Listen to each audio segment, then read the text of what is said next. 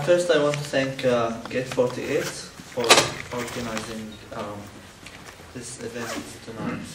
I think it's very hard to follow a presentation or a speech by Shir, and just to do it in like few minutes. So I will try my best anyway.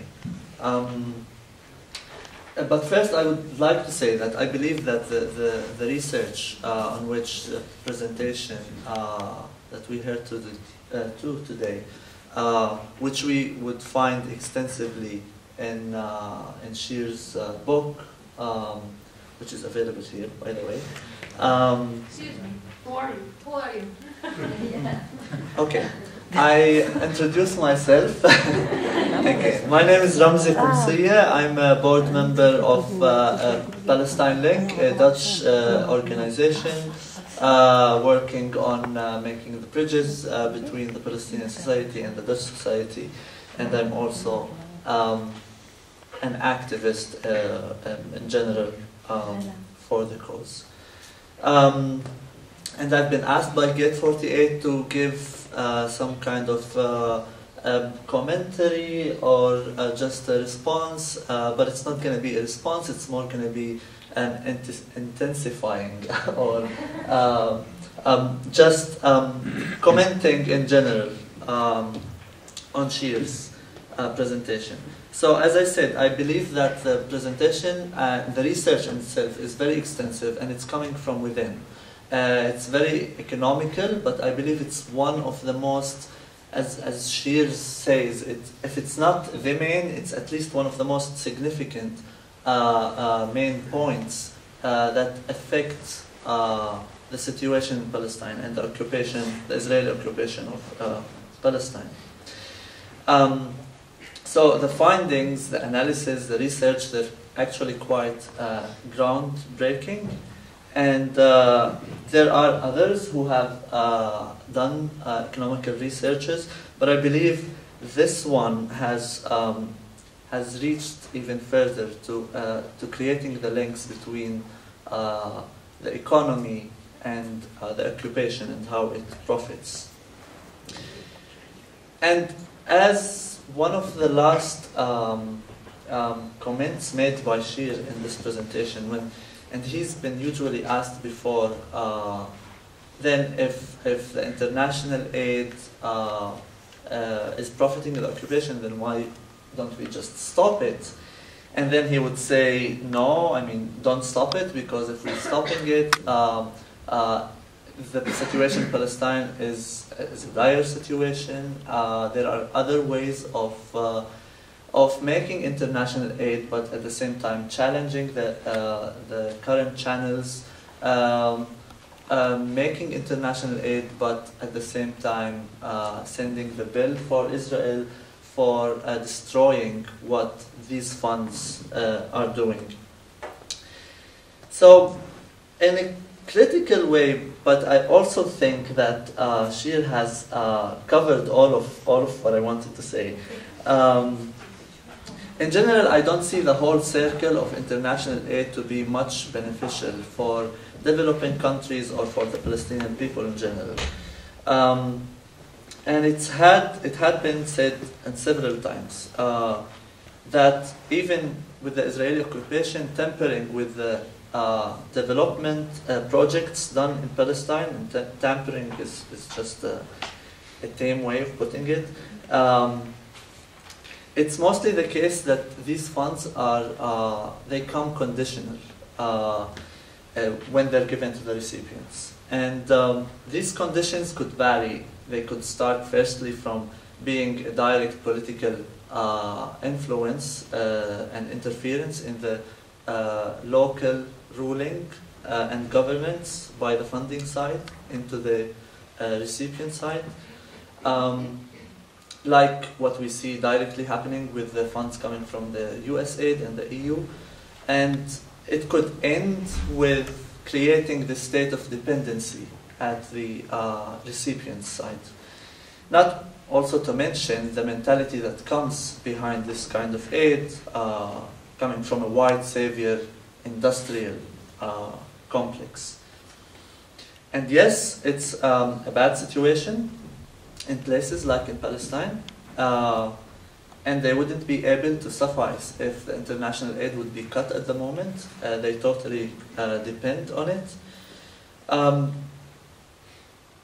But it's actually, this situation right now, it's, I believe, the result of the current international framework of aid that has created this dependency and did not allow at all self-reliance in a place like Palestine. But also we see the same happening in different parts of the world.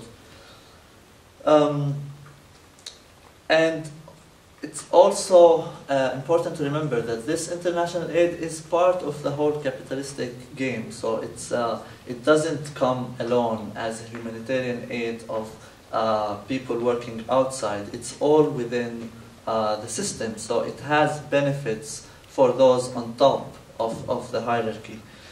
And I would like here to have an example which I usually go back to because it's from the town that I was raised in, Bet Sahur, and it's coming from the late 80s, 1980s, during the first Intifada, where the town has tried to manifest a different kind of struggle, which was basically, it took different forms of civil disobedience, but it was also boycotting all the relations with the occupational entity, with Israel. And they tried to create the system of self-sufficiency. At the end, it did not work because of many external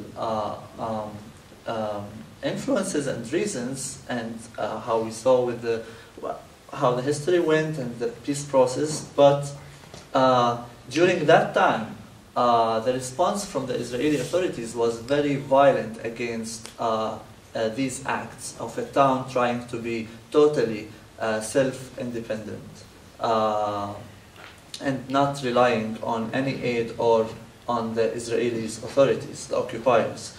And they were afraid of having this being copied in other towns. So this kind of reaction from the Israelis, it says and it proves again that there is a benefit from having the Palestinians always dependent, always recipients of foreign aid. And cutting the aid might do more harm than the situation right now. But to simply ask the funders to put sanctions or to send the bills to the Israelis is also, I find, a bit unrealistic. I think at least we owe it to ourselves, people living in this part of the world, privileged part of the world, with countries donating significant percentages of the international aid, we owe it to pressure our own governments here to make a difference. And even in the Netherlands, and we have different examples of hypocrisy happening. Institutions like ECO, for example, for supporting a news media agency, Electronic Intifada, it has been attacked by the foreign minister, the Dutch foreign minister, for sending this aid because Electronic Intifada, in this specific case, was promoting BDS. And I wonder if having such mentality in these governments, if keeping the current aid is going to be the most effective way. So it needs to be challenged, the mentality needs to be changed, is the way how I see it. And I know that Shir wanted to talk about this later, but what I want to say is the movement of boycott, divestment, and sanctions, which is the Palestinian call, it's coming from the Palestinian civil society for the international community. I believe it's the continuation of the Palestinian struggle. And it's the continuation from where Bet Sahur had started with the boycott. I believe this tool can force the occupation to break down. and it can provide also, in case it was developed in the right way, it can provide an alternative platform for self-dependency for the Palestinians. So instead of keeping our white mentality, our pure white mentality, of victimizing the others and having to helping them, maybe first you need to claim your responsibility and know how you're complicit in this situation specifically, and then stop the support for the Israeli Zionist regime. The BDS call provides, I believe, a platform for an alternative solution, how to fight oppression, how to fight the occupation, and it provides this local popular movement for the Palestinians that can help build the foundations. I'm not going to go to say into a self-dependent state or into a different solution, but it can provide a good foundation for a better future. And at the end, I just want to say that earlier this afternoon, actually, we received the news of the rejection from the prosecutor of the International Criminal Court to proceed with the 3-year-old request by the Palestinians declaring having no jurisdiction of trying any criminal acts happening in Palestine. And again, we see the hypocrisy. So it is the international community's responsibility for supporting the ongoing occupation. There are UN organizations that are given the green light to go ahead and put more money into Palestine, but for not actually making it better. And then we have the other side rejecting trying criminals. So this kind of system, it's supporting the regime of discrimination in Palestine. It's going to continue if we don't challenge it. And the international aid does not wash away, if you think it's going to help, it does not wash away your own complicities in these crimes. On the contrary, it actually, I believe, furthers your involvement in it.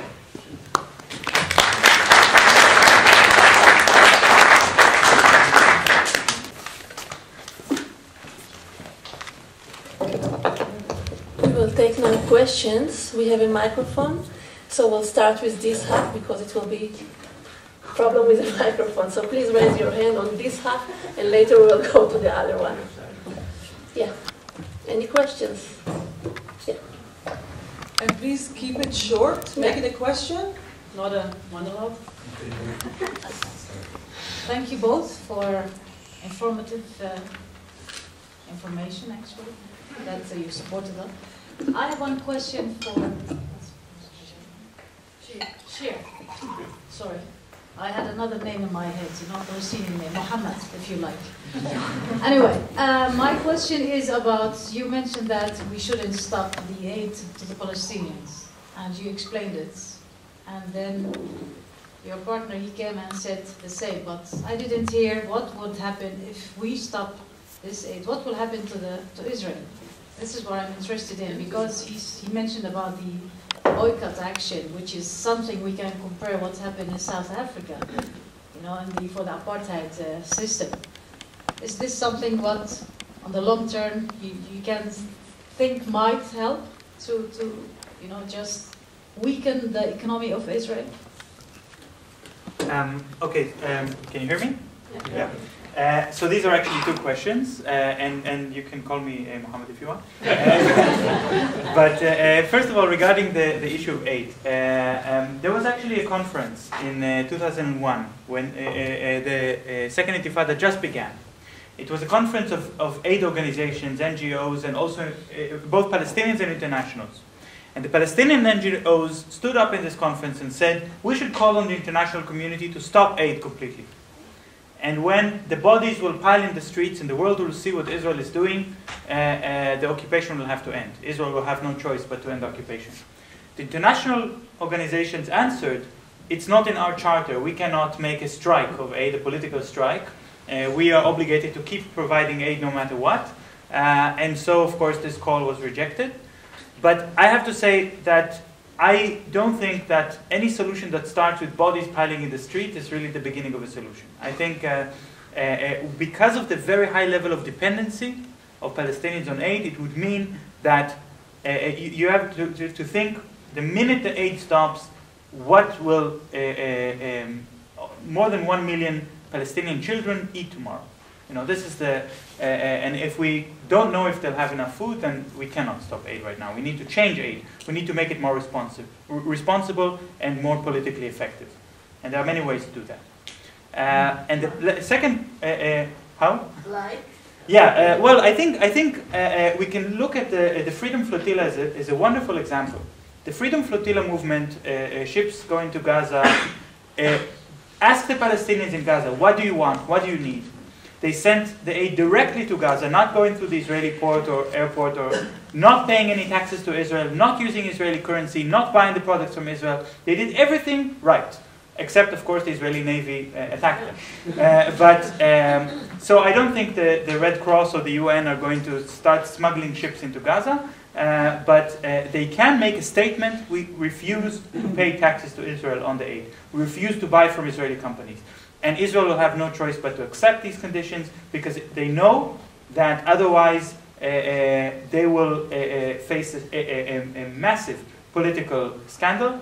In fact, in 2006, Israel stopped all movement to Gaza for about 1 week. No trucks were allowed into Gaza, even the UN trucks.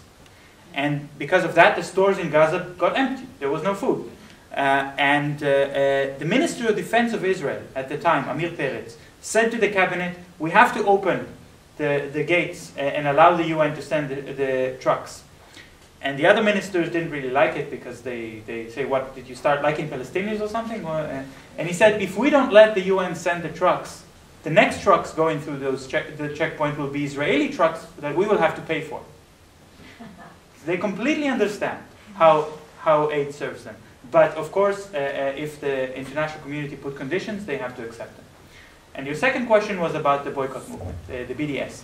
Now, I'm going to give you an economic answer, despite my urge to give you a political answer, because it's also something that is very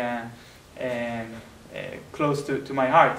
But we should be very clear. The boycott movement is not going to weaken the Israeli economy to the point that it will have any significant impact on Israel. Unlike South Africa, Israel is actually much more vulnerable and much more dependent on international connections. So boycott, long before it will affect the Israeli economy, it will change the regime in Israel. It will, the Israeli government cannot survive in a situation where Israel is not completely connected to the West, to Europe. You know, most Israelis think that Israel is part of Europe, or they consider Israel to be part of Europe. And Israel's current Minister of Defense, Ehud Barak, said that he sees Israel as a villa in the jungle. If you think about that, the boycott has a very important impact on the Israeli society, not just through the economic impact, but mainly through the psychological impact. And also through the education, because through BDS, people all over the world learn about what Israel is doing and the oppression of Palestinians. What are you saying? Can we do it with raising hands, and there is a microphone here? I wasn't sure where you were saying, are you for the BDF or are you against it? I wasn't sure what you were saying. This is one question. I have two other questions. First of all, could you comment on the Israeli law or attempt to boycott the NGOs?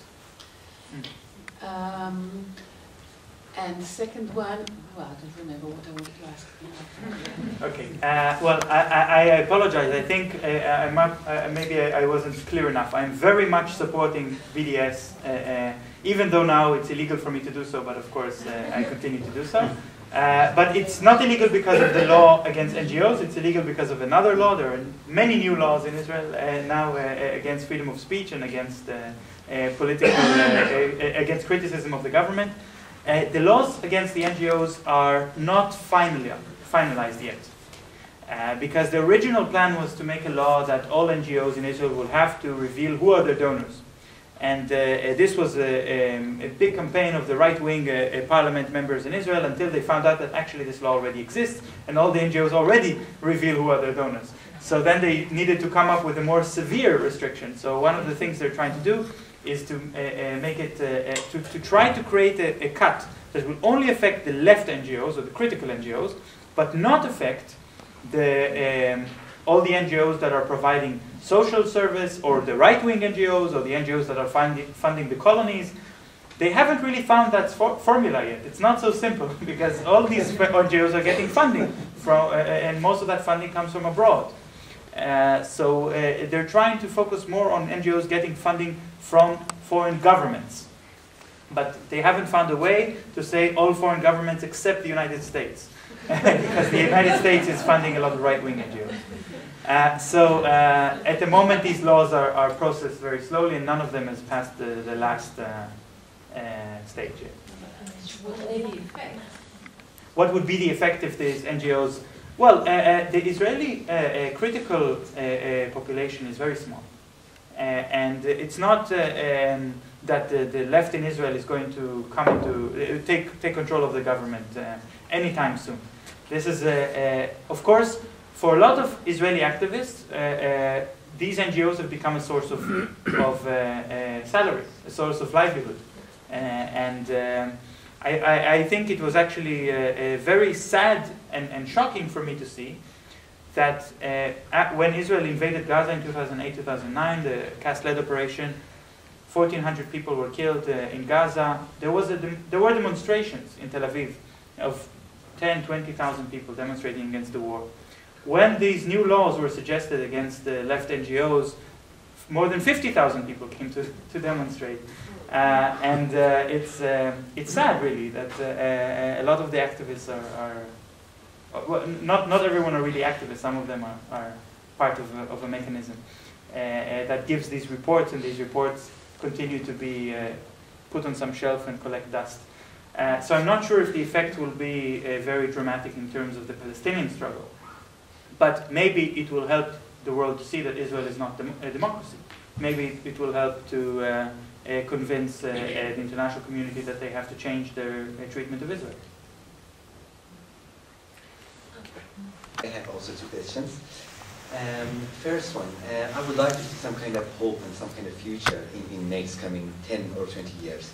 And economically, I would like to know how do you see the situation if we have the new country of Palestine, a new currency, which is not shekel, therefore.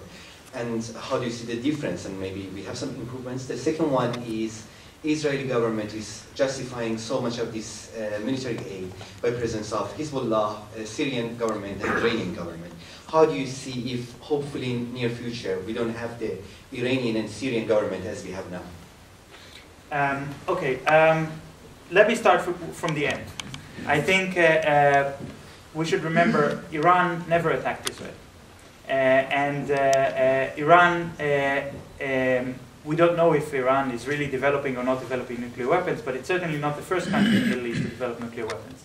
Nevertheless, it's the country that Israel decided to put all the pressure now, because it distracts from the real political questions, because they can change the subject, which is what they're trying to do.